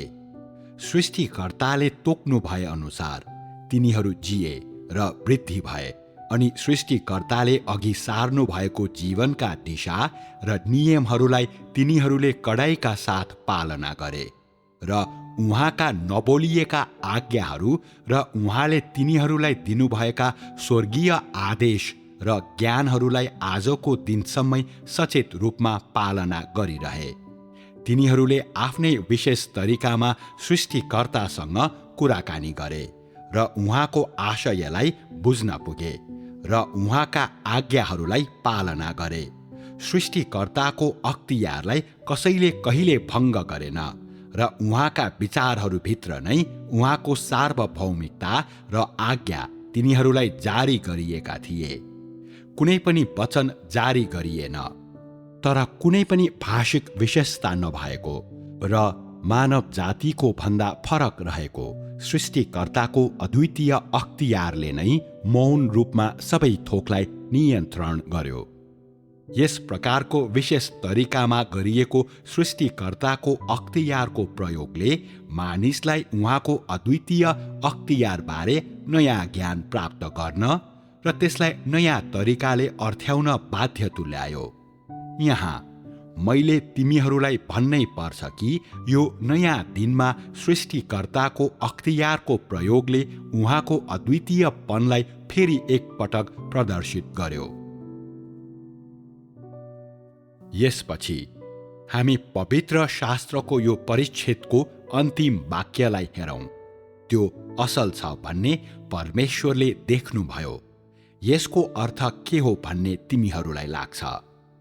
परमेश्वरका भावनाहरू यिनै वचनभित्र समावेश छन्। आफूले सृष्टि गर्नुभएका सबै थोक उहाँकै वचनको कारण अस्तित्वमा आएको, खडा भएको अनि क्रमिक रूपमा परिवर्तन हुन सुरु गरेको परमेश्वरले हेर्नुभयो। यो समयमा उहाँले आफ्ना वचनद्वारा बनाउनुभएका कुराप्रति र उहाँले हासिल गर्नुभएका विभिन्न कार्यप्रति के उहाँ सन्तुष्ट हुनुहुन्थ्यो? यसको उत्तर त्यो असल छ भन्ने परमेश्वरले देख्नुभयो भन्ने हो। तिमीहरू यहाँ के देख्छौ? त्यो असल छ भन्ने परमेश्वरले देख्नुभयो ले केलाई प्रतिनिधित्व गर्छ? यो के को प्रतीक हो? यसको अर्थ परमेश्वरले आफूले योजना बनाउनु भएका र निर्धारित गर्नुभएका कुरालाई हासिल गर्नको लागि तय गर्नुभएका लक्ष्यहरूलाई हासिल गर्ने शक्ति र बुद्धि उहाँसँग छ भन्ने हुन्छ। जब परमेश्वरले प्रत्येक काम पूरा गर्नुभयो, के उहाँलाई पछुतो लाग्यो? यसको उत्तर अझै पनि त्यो असल छ भन्ने परमेश्वरले देख्नुभयो भन्ने नै हो। अर्को शब्दमा भन्नुपर्दा उहाँलाई कुनै पछुतो नलागेको मात्रै होइन, तर यसको सट्टा उहाँ सन्तुष्ट हुनुभयो। उहाँलाई कुनै पछुतो भएन भन्नुको अर्थ के हो? यसको अर्थ परमेश्वरको योजना सिद्ध छ, उहाँका शक्ति र बुद्धि सिद्ध छन् र उहाँको अख्तियारद्वारा मात्रै त्यस्तो सिद्धता हासिल गर्न सकिन्छ भन्ने हो।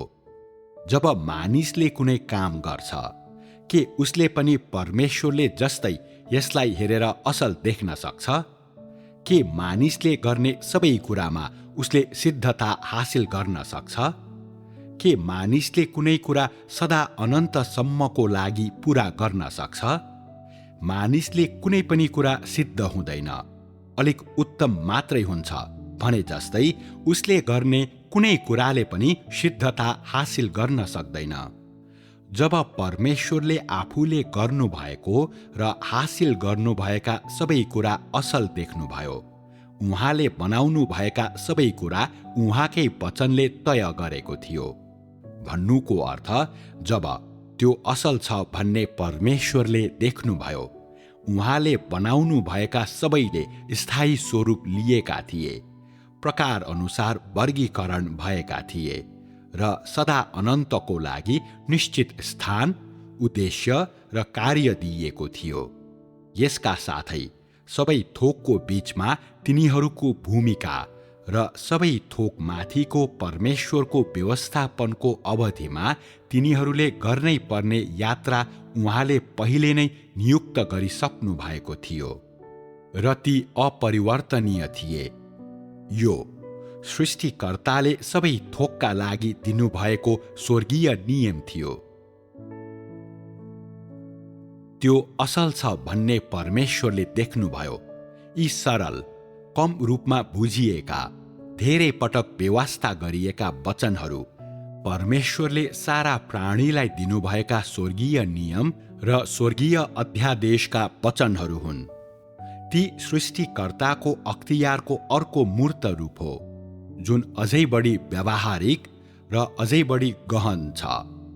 सृष्टिकर्ताले आफ्ना वचनहरूद्वारा आफूले हासिल गर्न तय गर्नुभएका सबै कुरालाई प्राप्त मात्रै गर्न सक्नु भएन र उहाँले प्राप्त गर्न तय गर्नुभएका सबै हासिल मात्रै गर्न सक्नु भएन, तर आफूले सृष्टि गर्नुभएका सबैलाई आफ्नै हातले नियन्त्रण गर्न र आफ्नो अख्तियारको अधीनमा आफूले बनाउनु भएका सबै थोकलाई शासन गर्न पनि सक्नुभयो। यसका साथै सबै व्यवस्थित र क्रमबद्ध थिए। सबै कुरा उहाँकै वचनद्वारा सङ्ख्यामा वृद्धि भए, अस्तित्वमा रहे र नाश भए। यसका साथै उहाँको अख्तियारद्वारा नै ती उहाँले अघि सार्नु भएको नियमको बीचमा अस्तित्वमा रहे र यसमा कसैलाई छुट थिएन। त्यो असल छ भन्ने परमेश्वरले देख्नुभयो भनी भनिएकै क्षण यो नियमको सुरुवात भयो र सृष्टिकर्ताले रद्द गर्नुहुने दिनसम्मै परमेश्वरको व्यवस्थापन योजनाको खातिर यो अस्तित्वमा रहिरहन्छ, निरन्तर रहन्छ र सुचारू भइरहन्छ।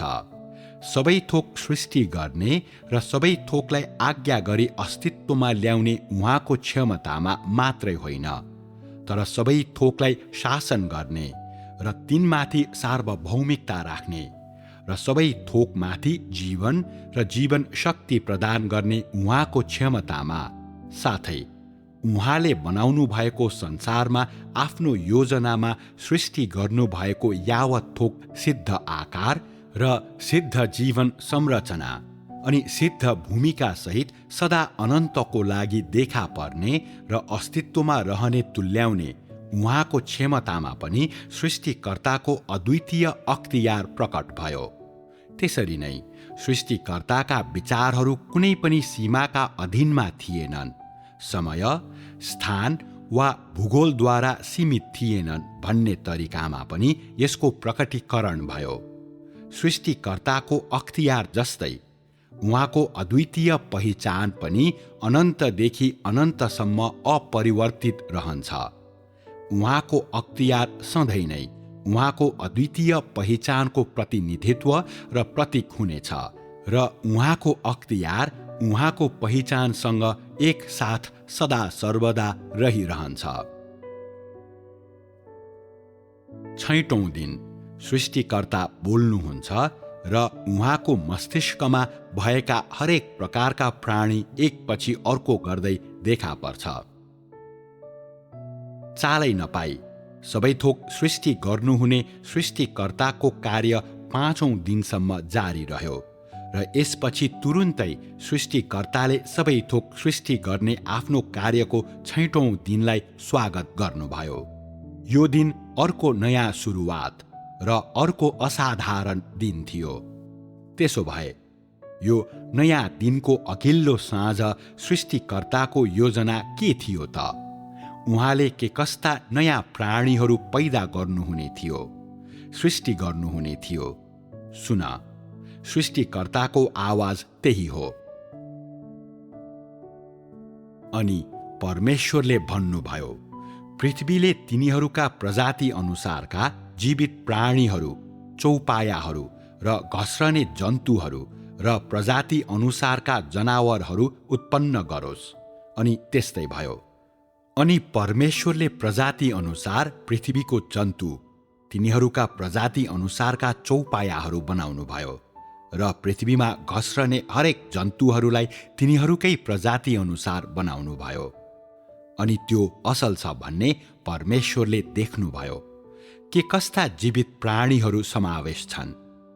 पवित्र शास्त्रले भन्छ, पालिने पशुहरू र घस्रने जन्तुहरू र प्रजाति प्रजातिका वन पशुहरू। भन्नुको अर्थ यो दिन पृथ्वीमा सबै प्रकारका प्राणी मात्रै थिएनन्, तर तिनीहरू सबैलाई प्रकार अनुसार वर्गीकरण पनि गरिएका थिए। त्यसरी नै त्यो असल छ भन्ने परमेश्वरले देख्नुभयो। अघिल्ला 5 दिनको अवधिमा जस्तै सृष्टिकर्ताले उस्तै शैलीमा बोल्नुभयो र आफूले चाहेका जीवित प्राणीहरू जन्मने आदेश दिनुभयो र तिनीहरू आफ्नै प्रकार अनुसार पृथ्वीमा देखा परे।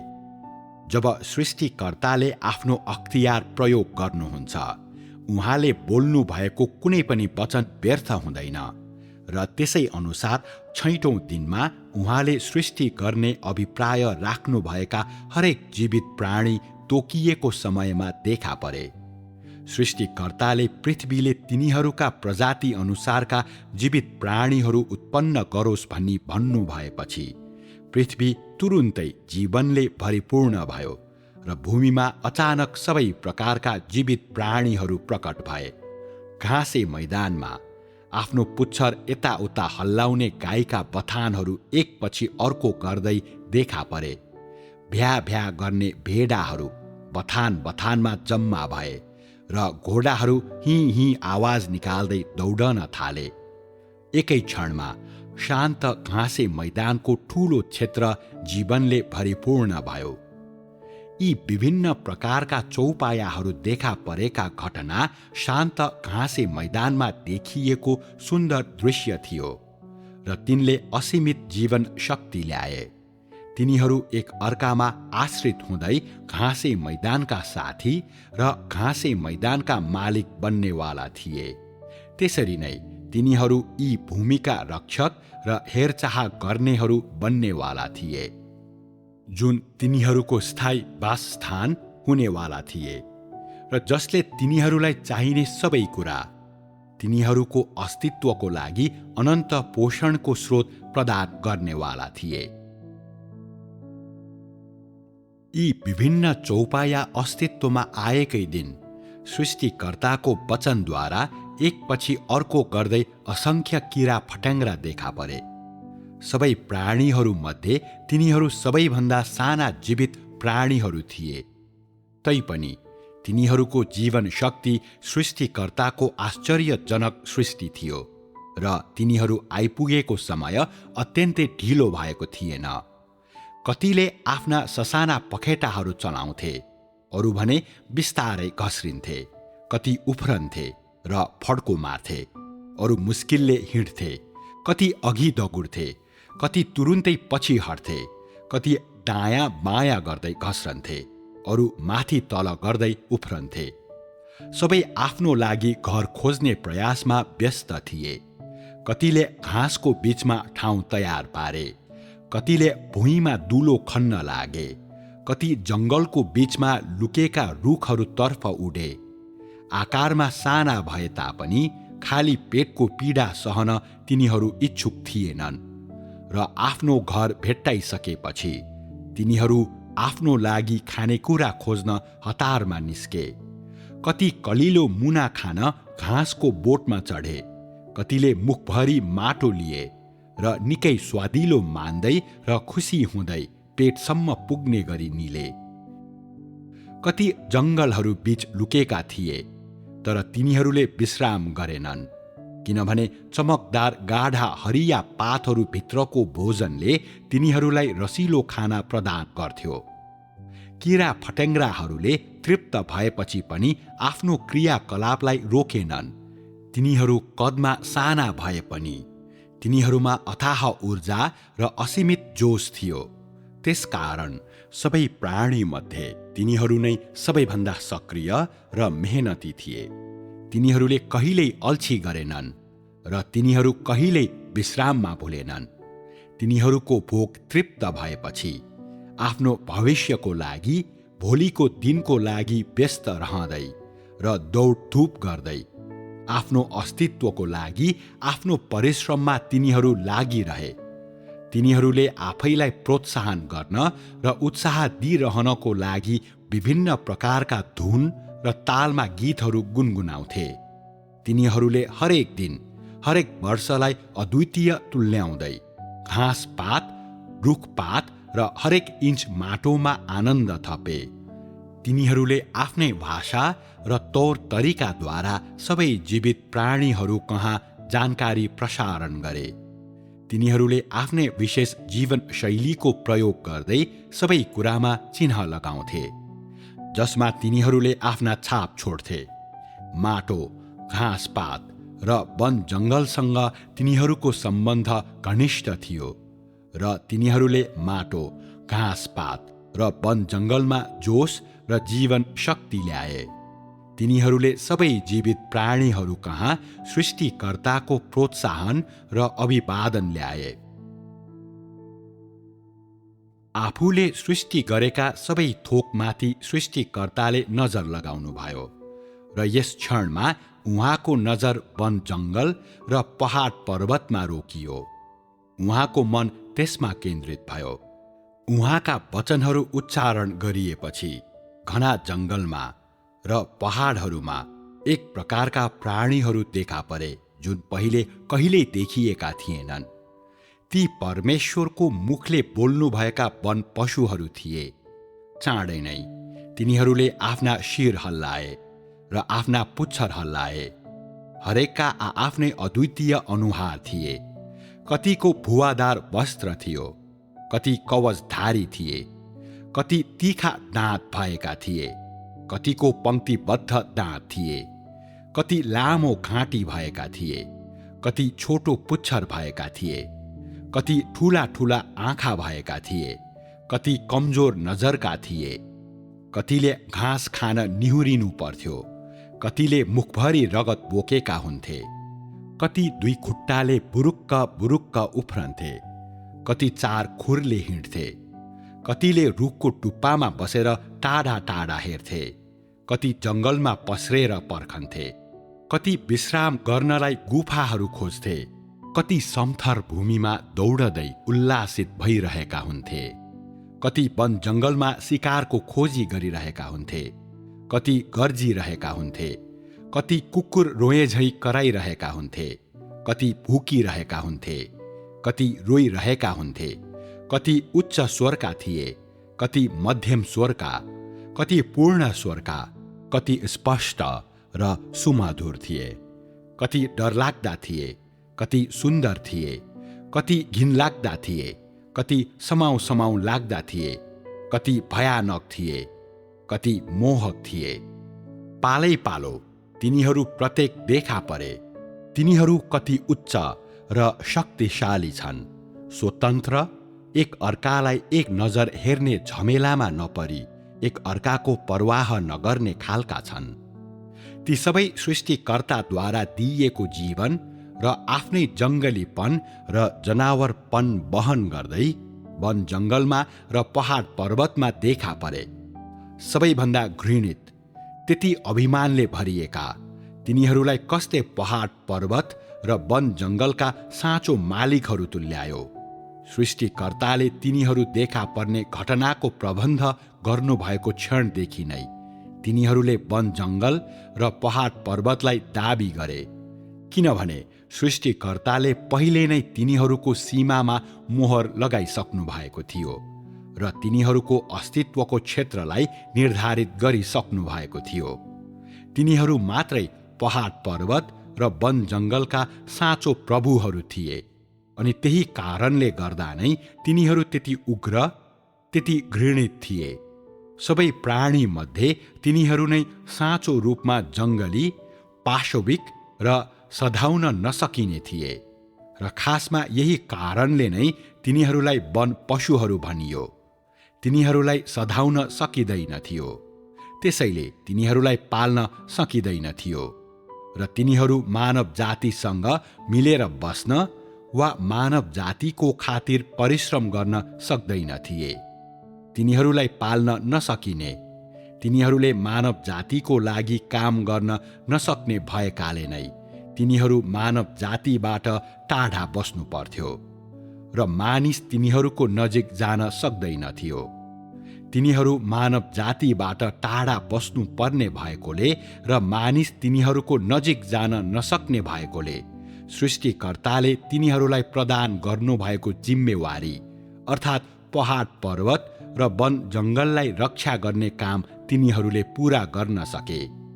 तिनीहरूको जङ्गलीपनले पहाड पर्वतलाई सुरक्षा दियो र वन जङ्गलको रखवारी गर्यो, र यो तिनीहरूको अस्तित्व र सन्तान उत्पादनको लागि सबैभन्दा उत्तम सुरक्षा र सुनिश्चितता थियो। यसका साथै तिनीहरूको जङ्गलीपनले सबै थोकको बीचमा सन्तुलन कायम राख्यो र यसको सुनिश्चितता प्रदान गर्यो। तिनीहरूको आगमनले पहाड पर्वत र वन जङ्गललाई सहयोग र सुरक्षा मिल्यो।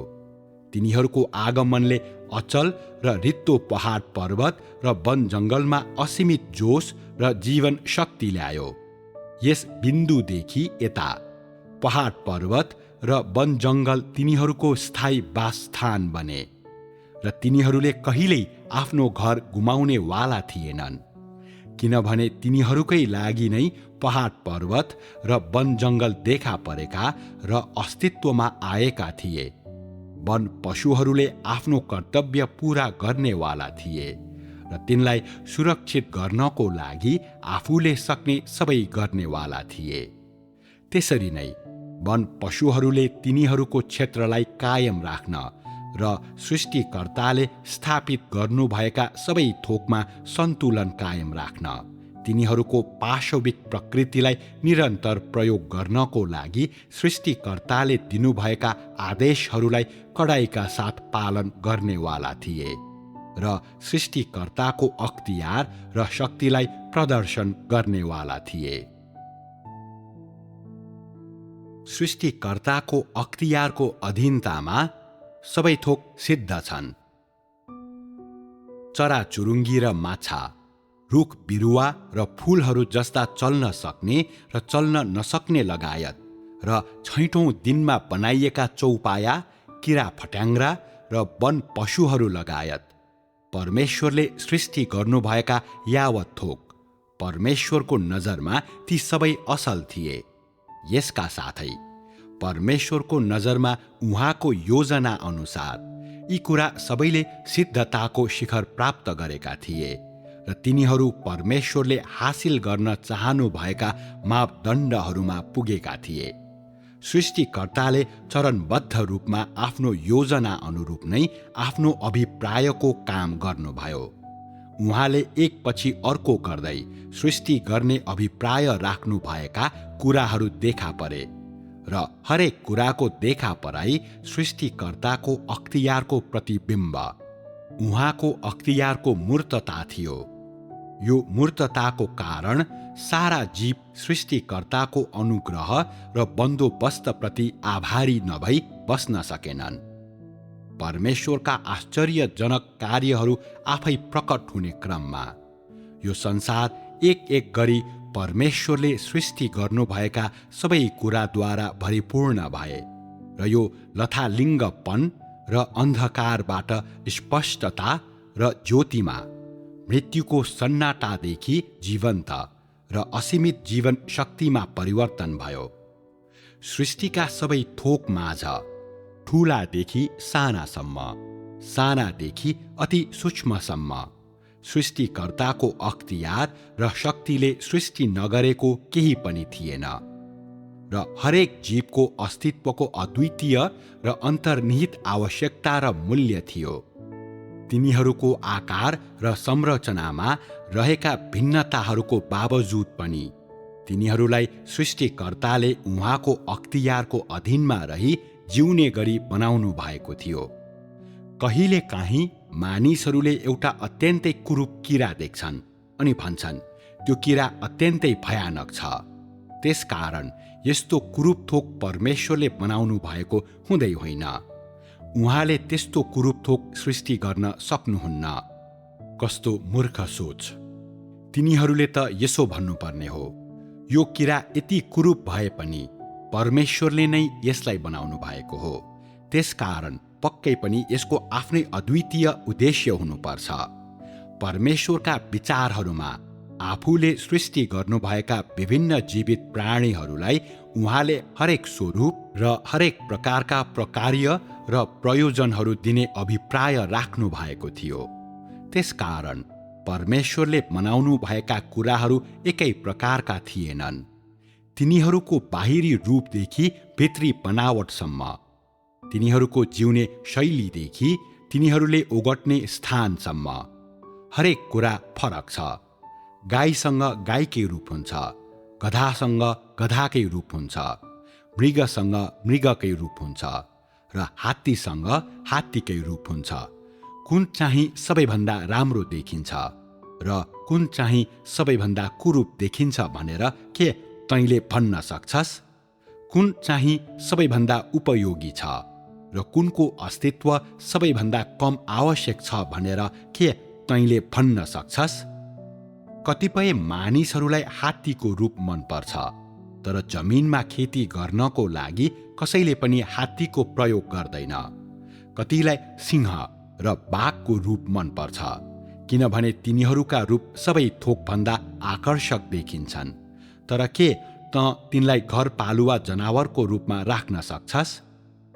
छोटकरीमा भन्नुपर्दा, जब सृष्टिका असङ्ख्य थोकको कुरा आउँछ मानिसले सृष्टिकर्ताको अख्तियारलाई काम गर्न दिनुपर्छ। भन्नुको अर्थ सृष्टिकर्ताले यावत थोकको निम्ति तय गर्नुभएको क्रमलाई काम गर्न दिनुपर्छ। सबैभन्दा बुद्धिमानी आचरण यही हो। सृष्टिकर्ताका मौलिक अभिप्रायहरूको खोजी गर्ने र त्यसको पालना गर्ने आचरण मात्रै सृष्टिकर्ताको अख्तियारको साँचो स्वीकार र सुनिश्चितता हो। यो परमेश्वरको नजरमा असल हो। त्यसकारण मानिसले गल्ती भेट्टाउनुको कारण के हो त? यसरी सृष्टिकर्ताको अख्तियार अन्तर्गतका यावत थोकले सृष्टिकर्ताको सार्वभौमिकताको नयाँ जयगान गाउनुपर्छ। उहाँले नयाँ दिनमा गर्नुभएको कामको लागि शानदार शुभारम्भ गर्नुपर्छ र यस क्षणमा सृष्टिकर्ताले उहाँको व्यवस्थापन कार्यमा नयाँ पृष्ठ पनि खोल्नुहुनेछ। वसन्तमा मुना उम्रने, ग्रीष्ममा पाक्ने, शरदमा कटनी गर्ने र शिशिरमा भण्डारण गर्ने सम्बन्धी सृष्टिकर्ताले तोक्नु भएको नियम अनुसार सबै थोकले सृष्टिकर्ताको व्यवस्थापन योजनालाई प्रतिबिम्बित गर्नेछन् र तिनीहरूले आफ्नो नयाँ दिन, नयाँ सुरुवात र नयाँ जीवन यात्रालाई स्वागत गर्नेछन्। सृष्टिकर्ताको अख्तियारको सार्वभौमिकताको अधीनमा हरेक दिनलाई स्वागत गर्नको लागि तिनीहरू जिरहनेछन् र अनवरत रूपमा वृद्धि हुँदै जानेछन्। सृष्टि गरिएको र सृष्टि नगरिएको कुनै पनि प्राणीले सृष्टिकर्ताको पहिचानलाई प्रतिस्थापन गर्न सक्दैन। उहाँले यावत थोकको सृष्टि गर्न सुरु गर्नु भएदेखि नै परमेश्वरको शक्ति व्यक्त हुन र प्रकट हुन थाल्यो, किनभने परमेश्वरले सबै थोक सृष्टि गर्न वचनको प्रयोग गर्नुभयो। उहाँले तिनीहरूलाई जसरी सृष्टि गर्नु भए तापनि, तिनीहरूलाई जुन कारणले सृष्टि गर्नु भए तापनि, सबै थोक उहाँकै वचनको कारण हुन आए र दृढ भई खडा भए र अस्तित्वमा रहे। सृष्टिकर्ताको अद्वितीय अख्तियार यही नै हो। संसारमा मानव जाति देखा पर्नुभन्दा पहिलेको समयमा सृष्टिकर्ताले मानव जातिको लागि सबै थोक सृष्टि गर्न आफ्नो शक्ति र अख्तियार प्रयोग गर्नुभयो र मानव जातिको लागि जिउने उपयुक्त वातावरण तयार गर्नको लागि आफ्ना अद्वितीय विधिहरूको प्रयोग गर्नुभयो। उहाँले गर्नुभएका सबै कुरा मानव जातिको तयारीको लागि थियो, जसले चाँडै नै उहाँको सास प्राप्त गर्न लागेका थिए। भन्नुको अर्थ मानव जातिको सृष्टि गरिनुभन्दा पहिलेको समयमा मानव जातिभन्दा फरक रहेका सबै प्राणीमा स्वर्ग, ज्योति, समुद्र र भूमि जस्ता ठूला कुराहरूमा र पशु, प्राणी र चराचुरुङ्गी जस्ता साना कुरामा, साथै नाङ्गो आँखाले देख्न नसकिने विभिन्न प्रकारका ब्याक्टेरिया लगायत किरा फट्याङ्ग्रा र सूक्ष्म जीवमा परमेश्वरको अख्तियार प्रदर्शन गरिएको थियो। हरेकलाई सृष्टिकर्ताको वचनले जीवन दिएको थियो। सृष्टिकर्ताकै वचनको कारण सबै कुरा सङ्ख्यामा वृद्धि भए र उहाँकै वचनको कारण सबै कुरा नै सृष्टिकर्ताको सार्वभौमिकताको अधीनमा जिए। तिनीहरूले सृष्टिकर्ताको सास प्राप्त नगरेका भए तापनि आफ्ना विभिन्न रूप र संरचनाद्वारा नै सृष्टिकर्ताद्वारा तिनीहरूलाई दिइएको जीवन शक्ति प्रदर्शन गरे। सृष्टिकर्ताले मानव जातिलाई दिनुभएको बोल्न सक्ने क्षमता तिनीहरूले प्राप्त नगरे तापनि सृष्टिकर्ताले तिनीहरूलाई दिनुभएको जीवन व्यक्त गर्ने तरिका तिनीहरू सबैले प्राप्त गरे, जुन मानिसको भाषाभन्दा फरक थियो। सृष्टिकर्ताको अख्तियारले अचल देखिने भौतिक वस्तुलाई त्यो कहिल्यै हराएर नजाओस् भनेर जीवन शक्ति मात्र दिँदैन, तर उहाँले हरेक जीवित प्राणीलाई सन्तान पैदा गरेर वृद्धि हुने प्राकृतिक गुण पनि दिनुहुन्छ, ताकि तिनीहरू कहिल्यै हराएर नजाउन्, ताकि सृष्टिकर्ताले तिनीहरूलाई दिनुभएका बाँच्ने सम्बन्धी नियम र सिद्धान्तहरूलाई तिनीहरूले एकपछि अर्को पुस्ता गर्दै हस्तान्तरण गर्दै जाउन्। सृष्टिकर्ताले आफ्नो अख्तियार जुन किसिमले प्रयोग गर्नुहुन्छ त्यसले बृहत वा सूक्ष्म दृष्टिकोणलाई कठोरताको साथ पालना गर्दैन र यो कुनै पनि रूपमा सीमित छैन। उहाँले ब्रह्माण्डका सञ्चालनलाई आदेश दिन र सबै थोकको जीवन र मृत्युमाथि सार्वभौमिकता राख्न सक्नुहुन्छ। यसका साथै सबै थोकले उहाँकै सेवा गरून् भनेर तिनलाई मिलाउनुहुन्छ। उहाँले पहाड पर्वत, नदी नाला र ताल तलैयाले कसरी काम गर्छन् तिनलाई व्यवस्थापन गर्न र तिनीहरूभित्र भएका कुराहरूलाई शासन गर्न सक्नुहुन्छ। त्यसबाहेक उहाँ सबै थोकलाई जे चाहिन्छ त्यो प्रदान गर्न सक्नुहुन्छ। मानव जाति बाहेक सबै थोकको बीचमा सृष्टिकर्ताको अद्वितीय अख्तियारको प्रकटीकरण यही नै हो। त्यस्तो प्रकटीकरण जीवनकालको लागि मात्रै होइन, यो कहिल्यै सकिँदैन, न त यसले विश्राम नै गर्छ र यसलाई कुनै पनि व्यक्ति वा थोकले परिवर्तन गर्न वा क्षति पुर्याउन सक्दैन, न त कुनै पनि व्यक्ति वा थोकले यसलाई थप्न वा घटाउन नै सक्छ, किनभने कसैले पनि सृष्टिकर्ताको पहिचानलाई प्रतिस्थापन गर्न सक्दैन। त्यसकारण सृष्टिकर्ताको अख्तियारलाई सृष्टि गरिएको कुनै पनि प्राणीले प्रतिस्थापन गर्न सक्दैन। सृष्टि नगरिएको कुनै पनि प्राणीले यसलाई प्राप्त गर्न सक्दैन। उदाहरणको लागि परमेश्वरका दूतहरू र स्वर्गदूतहरूलाई लिऊँ। तिनीहरूसँग परमेश्वरको शक्ति छैन।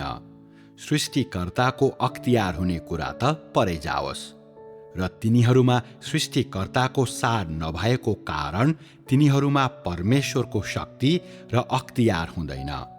परमेश्वरका दूत र स्वर्गदूतहरू जस्ता सृष्टि नगरिएका प्राणीहरूले परमेश्वरको सट्टामा केही कुरा गर्न सक्ने भए तापनि परमेश्वरलाई प्रतिनिधित्व गर्न सक्दैनन्। तिनीहरूसँग मानिसमा नभएका केही शक्ति भए तापनि परमेश्वरको अख्तियार छैन। अर्थात् सबै थोक सृष्टि गर्ने, सबै थोकमाथि हुकुम गर्ने र सबै थोकमाथि सार्वभौमिकता राख्ने परमेश्वरको अख्तियार तिनीहरूसँग छैन। त्यसकारण परमेश्वरको अद्वितीयतालाई सृष्टि नगरिएको प्राणीले प्रतिस्थापन गर्न सक्दैन। त्यसरी नै सृष्टि नगरिएको कुनै पनि प्राणीले परमेश्वरको अख्तियार र शक्तिलाई प्रतिस्थापन गर्न सक्दैन। के बाइबलमा परमेश्वरको कुनै दूतले सबै थोक सृष्टि गर्यो भनेर तैँले पढेको छस्? परमेश्वरले सबै थोक सृष्टि गर्नको लागि किन आफ्नो कुनै पनि दूत वा स्वर्गदूतलाई खटाउनु भएन? किनभने तिनीहरूसँग परमेश्वरको अख्तियार थिएन। त्यसकारण परमेश्वरको अख्तियार प्रयोग गर्ने क्षमता तिनीहरूसँग थिएन। सबै प्राणी जस्तै तिनीहरू सबै नै सृष्टिकर्ताको सार्वभौमिकताको अधीनमा र सृष्टिकर्ताको अख्तियारको अधीनमा छन्।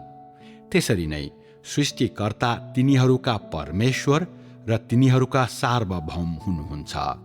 तिनीहरूमध्ये हरेकको बीचमा, चाहे ती कुलीन वा नीच होउन्, ठुलो शक्ति भएको वा सानो शक्ति भएका हुन्, सृष्टिकर्ताको अख्तियारलाई नाग्न सक्ने एउटै छैन।